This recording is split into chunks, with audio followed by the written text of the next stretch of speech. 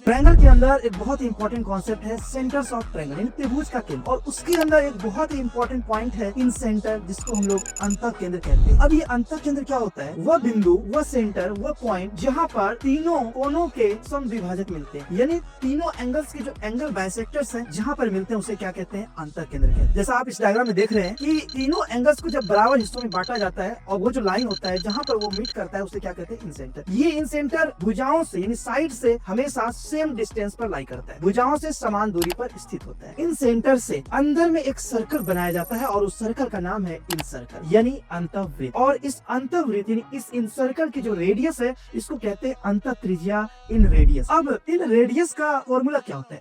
R is equal to, ये जो radius आप देख रहे हैं इसका फॉर्मूला होता है in general delta by h, यानी area of triangle upon semi perimeter. अब इसके अलावा दो और फॉर्मूले जो आप लोग को याद कर लेना है वो है राइट ट्रायंगल में inradius R is equal to P plus B minus H upon 2। इसी तरह से समबाहु त्रिभुज में इन रेडियस निकालने का जो फॉर्मूला होता है R is equal to A upon 2√3। ये तीन बेसिक फॉर्मूले हैं इन रेडियस का अंतः त्रिज्या। अब इन रेडियस के अलावा इन सेंटर पर एक सवाल जो अक्सर पूछा जाता है कि इन सेंटर पर एंगल कितना बनता है? किसी भी ट्रायंगल में अगर कोई इन सेंटर है उस पर एंगल कितना बनेगा? तो यहाँ पर एंगल जो होगा इन सेंटर पर वो होगा 90 डिग्री प्लस एंगल A/2, यानी ऊपर वाला जो एंगल है उसका हाफ। तो ये सारे पॉइंट्स इन सेंटर से था, बहुत इंपॉर्टेंट पॉइंट्स है, आप इसको जरूर याद करें अपने एग्जाम्स के लिए। धन्यवाद।